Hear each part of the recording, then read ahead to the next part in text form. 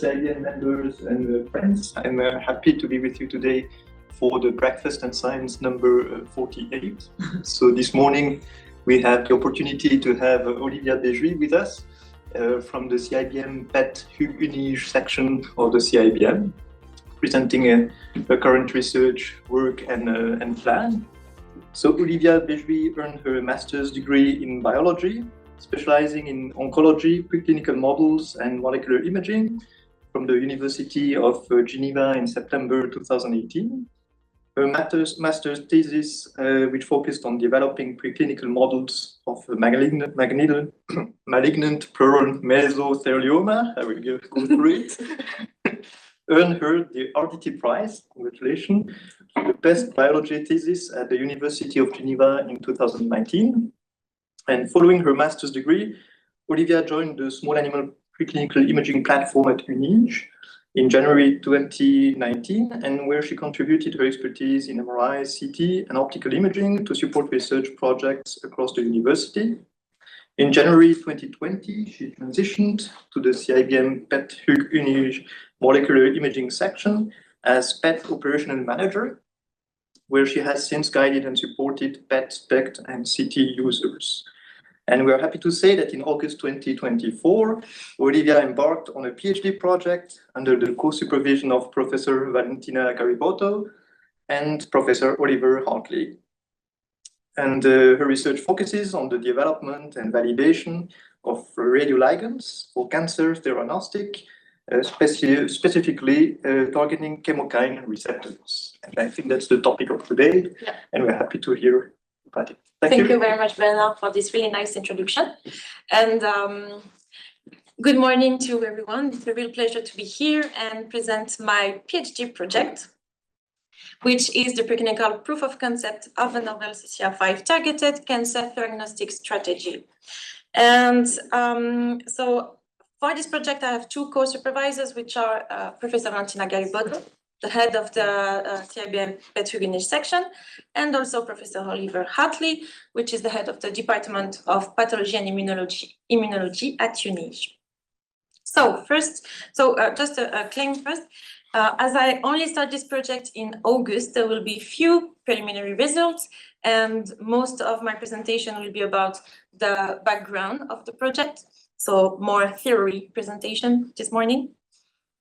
So first, a little introduction about nuclear medicine and molecular imaging. So nuclear medicine uses radiopharmaceutical to diagnose and treat disease. So radiopharmaceutical is a radioactive isotope which is attached to a vector, which can be a ligand, a physiological molecule, even an antibody. And this vector will bind to a specific target or follow physiological pathways.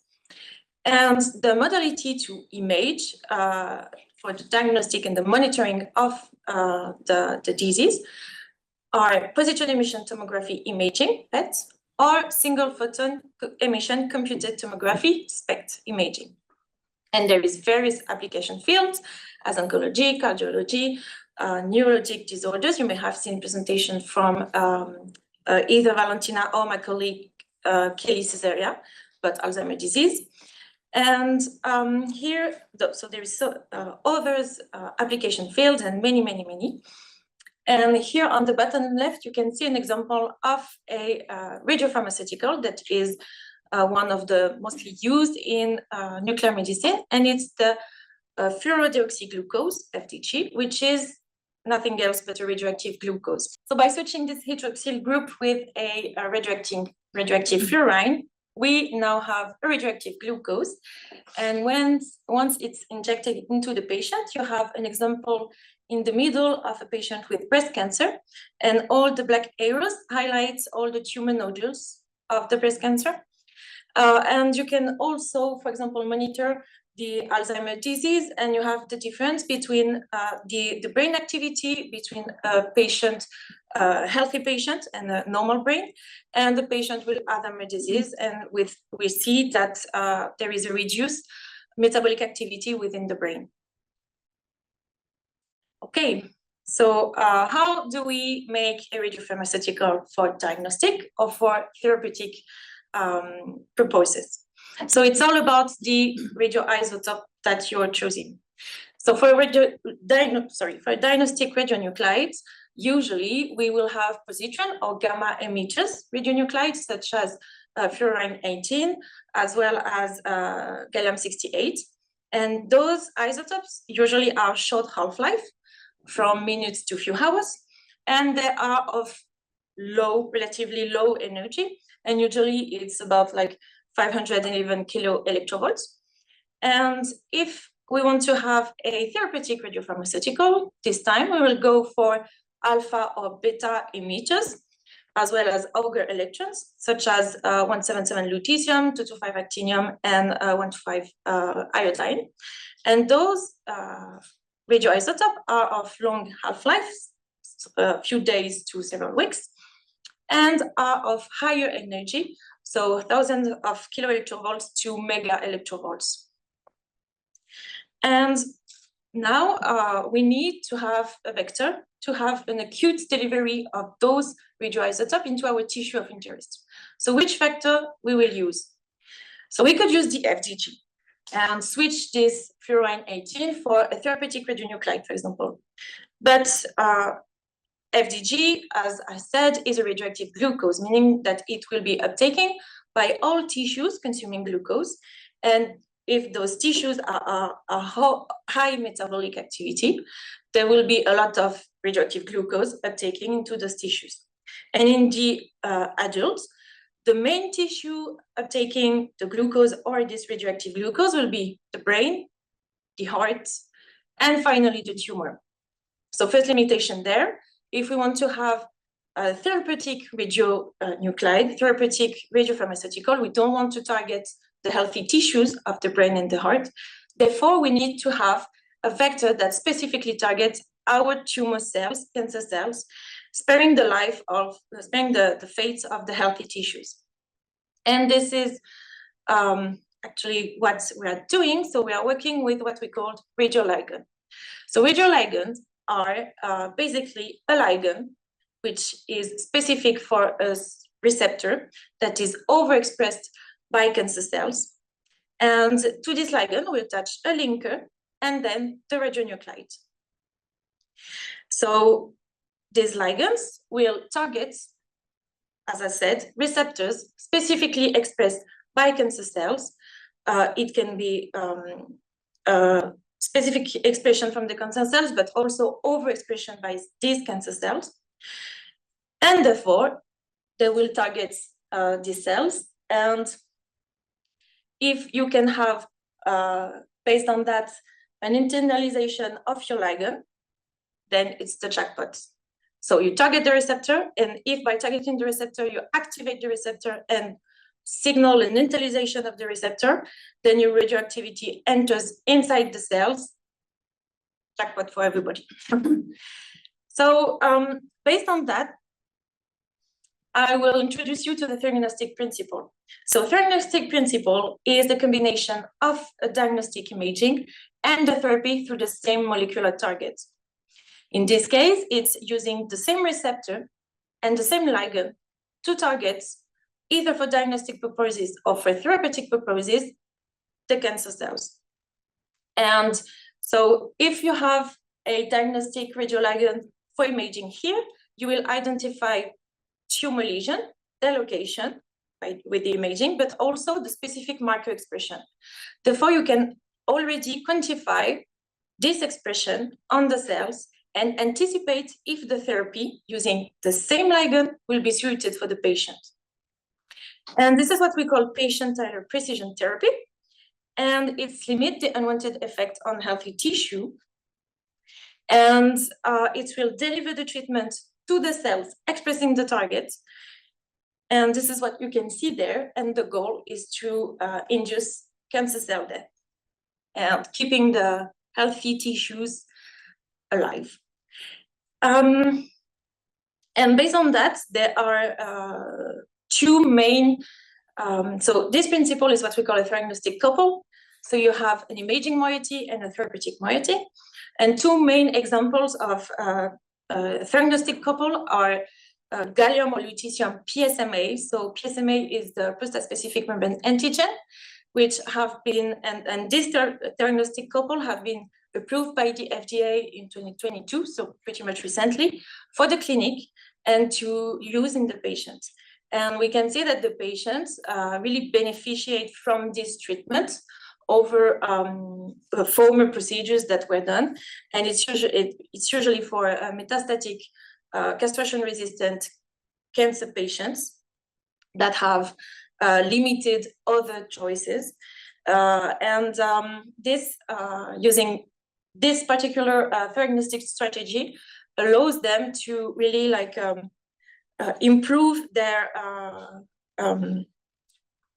lifetime, and also using this strategy allows also to avoid secondary effects that you can have with a chemotherapy, for example, and patients really have a comfort of life during the therapy using a theranostic agent like this. And they can also travel in between the cycles. It's really comfortable for them. Okay, so now I'm going to introduce you a little bit about chemokine receptors, because it's the goal of the presentation. So what are chemokine receptors? I'm going deep into the biology right now. These are G protein coupled receptors that coordinate leukocyte trafficking and activation. And today we're going to discuss about the chemokine receptor type 5, CCR5, which is upregulated in solid tumor, including breast and colorectal cancer. This specific receptor is associated with tumor progression, metastasis, and immunosuppression, and is therefore associated with poor prognosis. And so you have the receptor CCR5 on the right part, and the main ligand of CCR5 is CCL5. It's cognate ligand, but you can also have other chemokines as CCL3, CCL4, and CCL8 that will target this specific receptor. And actually, there is small molecules and monoclonal antibodies that are evaluated in clinical trials right now as anticancers. And they're working as CCR5 antagonists, meaning that their role is to try to block this CCR5 receptor. And but they're not using any kind of radioisotope, okay? It's really just the molecule, and the goal is to block the CCR5 receptor. Therefore, based on that, we can say that CCR5 is a good candidate for targeted diagnostic and therapy. So we can use CCL5, the cognate ligand of CCR5, okay, to have a vector and attach to it a radioisotope, and then target the cancer cells overexpressing CCR5. And so this is one way, and I'm going to introduce you to chemokine analogs. So this is a natural chemokine. So it can be the natural chemokine of CCR5, CCL5 then. And the natural chemokine has two main parts. First, you have the core region, which address the chemokine to its receptor, and the N-terminal part, which signal the activity of the chemokine to the receptor. And actually, in the laboratory of Professor Oliver Bejuy in several years ago, we have developed chemokine analogs which have an optimized N-terminal part, which have been engineered to optimize its interaction with the receptor transmembrane domain. And this is this little part here in this pocket, the CRS2 pocket, and this part have been engineered. And doing so, we have a better potency of our chemokine inside the receptor, and we improve the binding affinity, but then we can also completely choose if we want to have an agonist activity, meaning if we want to activate the receptor, or if we want to have an antagonist activity to deactivate the receptor. And actually, the antagonist chemokine analog developed has been through a successful phase 1 clinical trial as an anti-HIV gel this is in this context that it have been developed formally. And also it has been approved by the FDA for a phase 1 clinical trial in metastatic colorectal cancer. Okay. And so the goal of the project is to work with these chemokine analog to improve the binding to the cancer cells and also to improve the therapeutic efficacy of the therapeutic moiety of this theranostic couple. So, first of all, how do we create a radioligand based on these chemokine analogs? The first goal is to attach to this chemokine analog a molecule which can grab and capture radioactivity. This is this one here that we call the DOTA. And the job of this guy is to capture every metal within its environment. And the radioisotopes that we are using are actually metallic. So if we mix and we pour in a solution this molecule here with the radioisotope, we will actually create what we call a chelation reaction. And the radioactivity will be incorporated inside this chelator here. So we have attached this molecule to our CCL5 analog. This is what you can see there. And the goal is to incorporate the radioactivity. So for this project, we are working with gallium-68 as the diagnostic moiety, lutetium-177 as therapeutic moiety, and also still as therapeutic moiety, actinium-225 and actinium-226. So how do we incorporate the radioactivity inside the chelator? So it's actually a really easy protocol, but still it requires a lot of optimization to have an efficient chelation. And so the protocol involves having a free radiometal. So in the case of gallium-68, for example, you elute the radiometal from a generator. And this is a germanium generator that will decay in gallium. And then if you do an elution, you retrieve all this free gallium. So you mix the gallium with your ligand that bears a chelator. You mix both, and then you heat for 10 minutes at 95 degrees, and then you have a radioligand. Still, we need to check if the chelation is efficient. So we do a radiothin layer chromatography.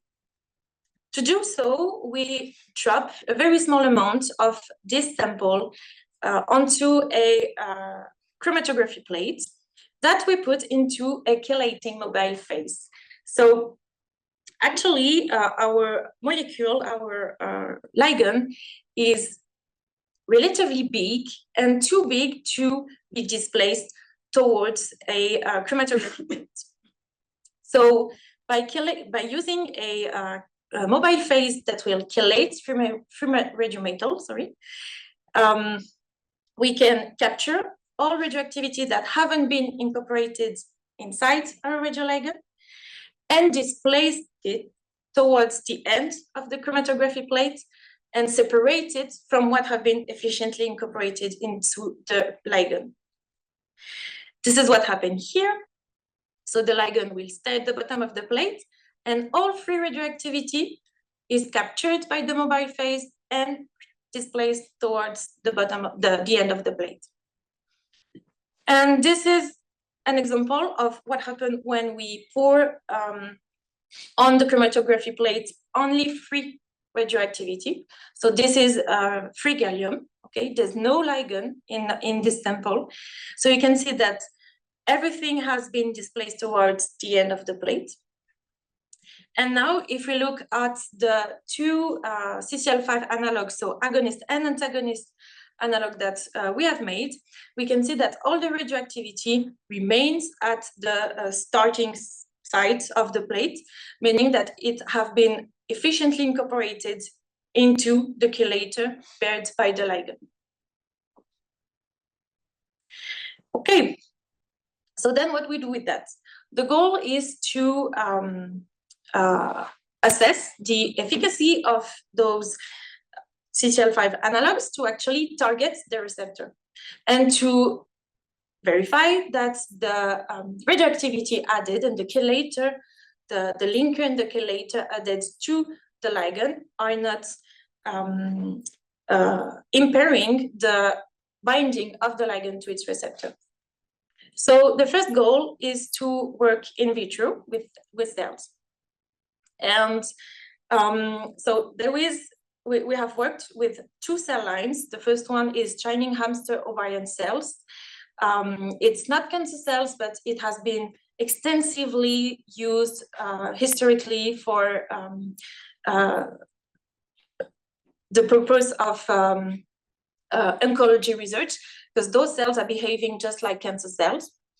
And we have used MDA-MB231 cells, which are triple negative breast cancer cells of human. And those cells, the MDA, are actually described in some literature to be expressing CCR5, but actually they don't, or in our hands, they never express CCR5. And so we have produced 2 cell lines based on CHO parental cells and MDA parental cells, and we have transformed these cells to overexpress the CCR5 receptor. So the first thing was to check here by flow cytometry that those cells express this receptor. And this is what you can see here. So CHO CCR5 and MDA MB231 CCR5 cells. Before going into uptake assays of our radioligand. So about the uptake assay. So this is the protocol. Really simple. Again, you incubate your radioligand with the cells for 1 hour at 37 degrees. Then you lyse the cells and you transfer them into tubes, and then you go for gamma counting. So gamma counting is a method that will count all radioactivity coming out of a sample. And you can quantify this radioactivity. And these are the results. So on the left, this is the antagonist radioligand, and on the right, the agonist radioligand. So remember, the antagonist deactivates the receptor, and the agonist activates the receptor, and is believed to internalize signal and neutralization of the receptor within the cells. And what we can see is that we have a strong, significant uptake of our radioligand in cells that specifically express CCR5 receptor. Therefore, the incorporation of a linker and the radioactivity of the ligand does not impair the ligand efficiency to bind to CCR5. And after that, so this is where we stand in terms of experimental work right now. So a little bit more of in vitro work will follow in the weeks to come with stability assay, so in vitro stability assay of the radioligand to check if in condition with human blood serum and everything, there's no loss of chelation efficacy of the radioactivity within the radioligand. And also we will do cell killing assay with this time lutetium and actinium to in vitro to verify the therapeutic efficacy of the radioligands. And in the meantime, waiting for a animal license. So we will do 3 different in vivo models. The first one will be triple negative breast cancer orthotopic dual xenograft model.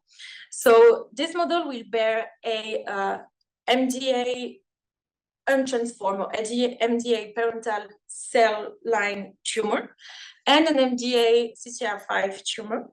And the goal is to inject the radioligand and verify that we have an uptake of the radioligands in the CCR5 expressing tumor. This model will also be used to evaluate the biodistribution of the receptors and verify off-target binding and excretion retention of the radioligand in the kidneys and everything. Second model, first thing, this first model to actually accept the xenograft of those human cell lines needs to be immunosuppressed, meaning that we are missing a part of the immune system. But actually CCR5, as I said, chemokine receptors are the main activity is coordinating leukocyte activation and trafficking. Therefore, they are involved in the immune system. So using only this model, we won't be able to know if we target some part of the immune system and if actually during therapeutic studies, we have an unwanted effect on the immune system.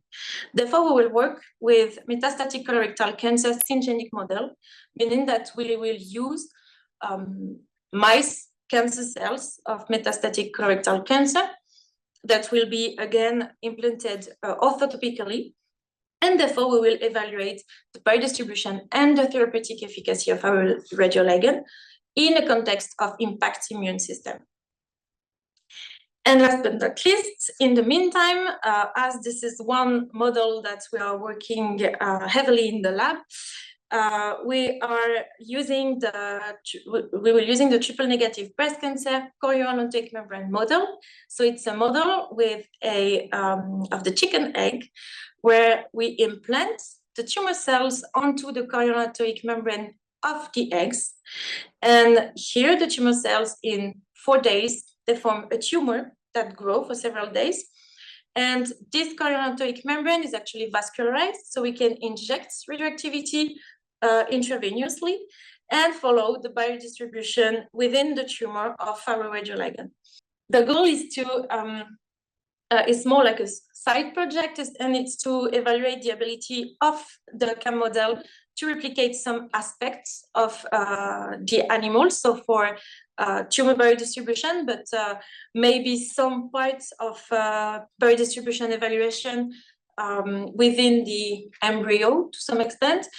And also it's really useful for preliminary testing before going to mice, if we want already to address the tumor uptake using this specific model, and if maybe there is a need to redesign a little bit the ligand to improve its tumor uptake.